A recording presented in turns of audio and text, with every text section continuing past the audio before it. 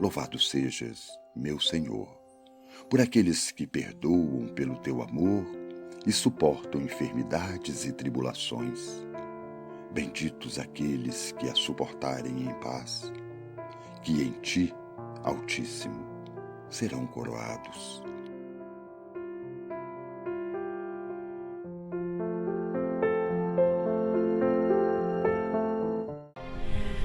Oi, pessoal! Como vocês puderam perceber, terminamos a parte dos louvores cósmicos e agora entramos na estrofe do perdão e da paz. O cântico, propriamente dito, termina com a estrofe dedicada à nossa irmã, Mãe Terra. Francisco, porém, quis adicionar ao seu cântico mais 2 estrofes. Elas chegaram em um segundo momento, inspiradas por circunstâncias particulares. A primeira parte do cântico brotou no coração de Francisco no outono de 1225. Essa parte do perdão nasceu somente em julho de 1226, no Palácio do Bispo, com o objetivo de finalizar a luta entre o bispo e o prefeito da cidade. Se trata essencialmente de um hino ao perdão e à paz.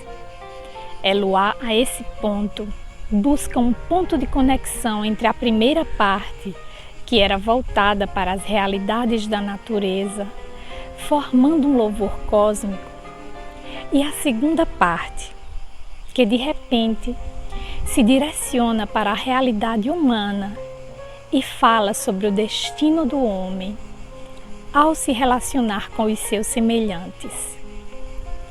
Fala de doença e de provações de todo tipo. O louvor dos elementos cósmicos se desenvolve inteiramente sob a luz da fraternidade, sem nuvens nem sombras.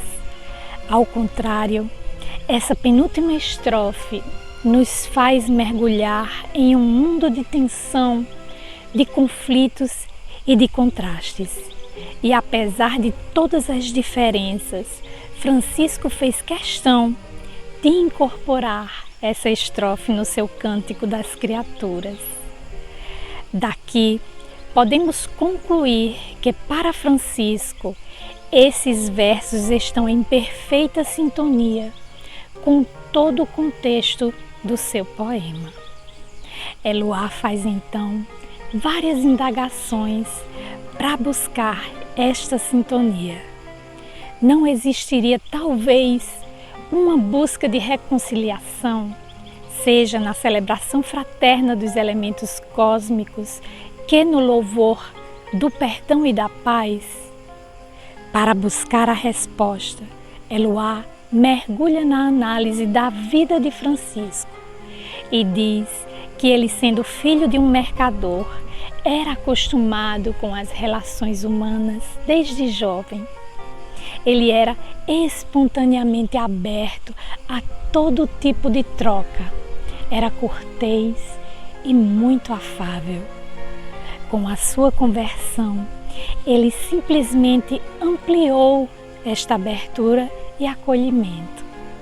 Na sua vida inteira, Francisco foi muito atento aos outros e, embora ele pareça preferir os pobres e os deserdados, ele também sai em busca dos grandes, vai ao encontro do Papa, fica amigo do cardeal Ugolino, atravessa o Mediterrâneo para encontrar o sultão.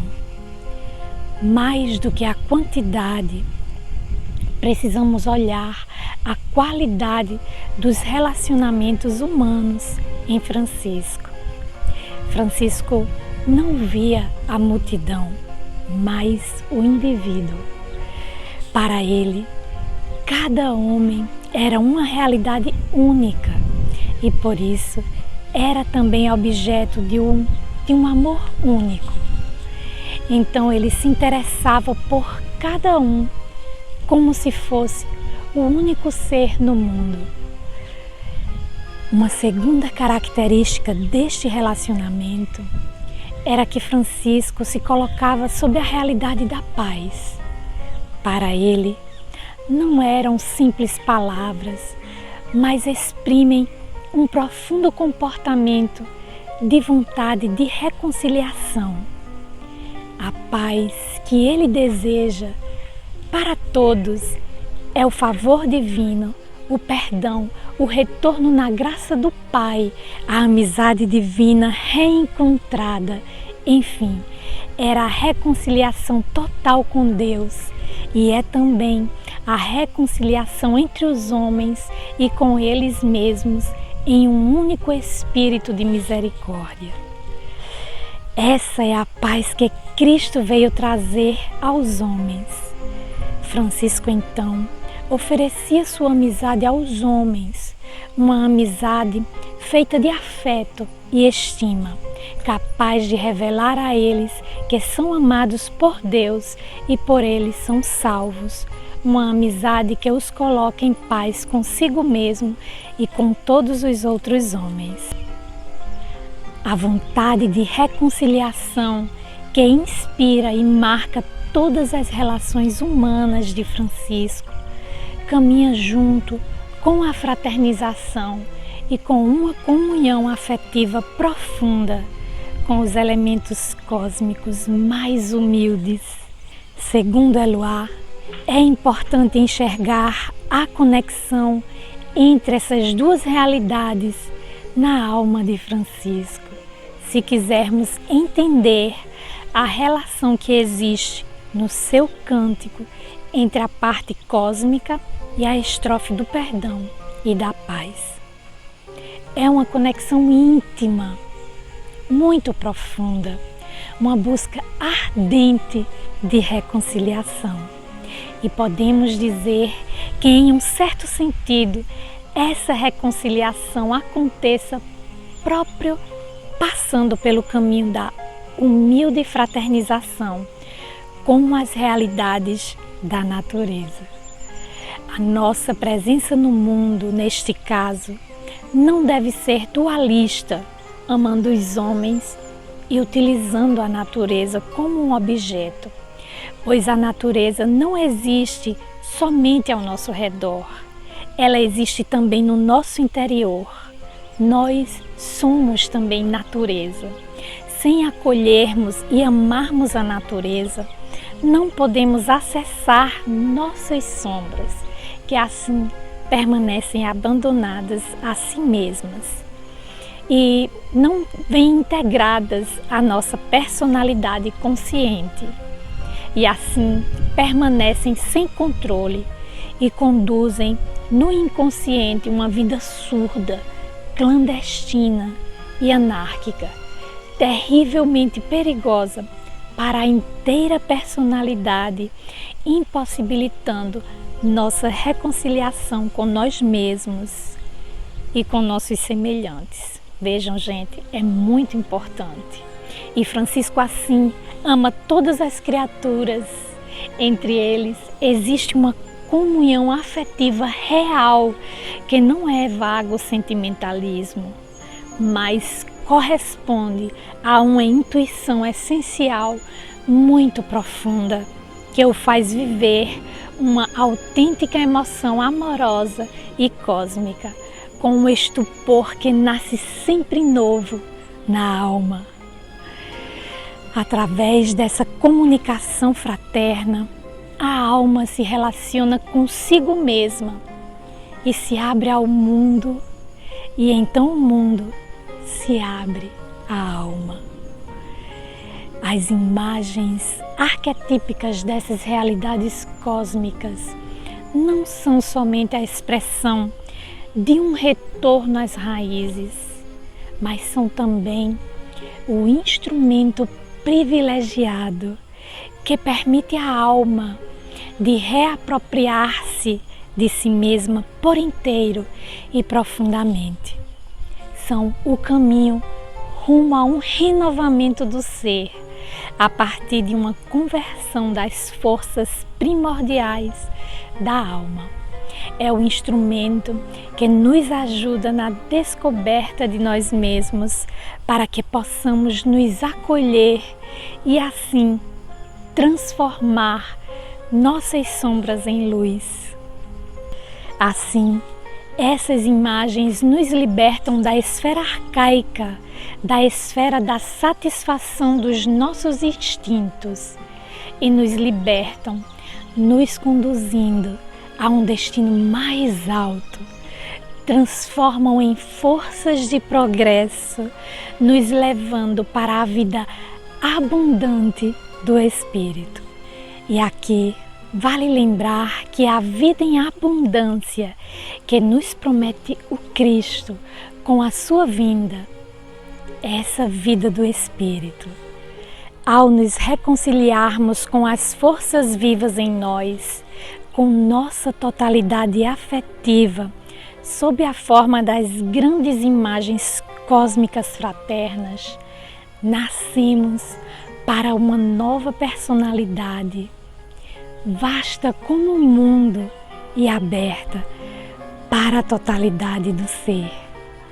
A esse ponto, podemos compreender com maior profundidade a conexão entre as duas partes do poema. A estrofe da paz não foi ocasionalmente inserida, mas nasce do sentido profundo do poema, se revelando como o destino natural ao passarmos pelo caminho da fraternidade cósmica. A visão franciscana de um universo fraterno não é a evocação saudosa de um paraíso perdido, mas sim uma visão do mundo no qual vence a conciliação, saneando a luta, no qual vence a unidade, saneando o separatismo. E esta unidade e plenitude se verificam em uma presença mais profunda em nós mesmos e nos outros. Esse parece, para Eluá, o sentido dessa estrofe, que celebra o perdão e a paz. Enfim, o homem coroado pelo Altíssimo se torna um homem solar, misericordioso com todas as criaturas. Como o sol, ele brilha para todos com grande esplendor, e como o sol se torna também símbolo do Altíssimo, oferecendo a todos aquela presença total e doando a si mesmo por inteiro. E isto não é nada mais do que a expressão da presença do dom que Deus faz de si mesmo em todos os instantes e a todos os seres. Bom, pessoal, já fizemos grandes passos no entendimento do cântico, não foi mesmo? Jamais voltaremos a olhar o cântico com aquela visão pequena que tínhamos antes. O cântico é muito mais abrangente, ele toca a totalidade das nossas existências, nos levando à suprema busca de todos nós. Eu espero vocês no próximo episódio. Paz e bem a todos.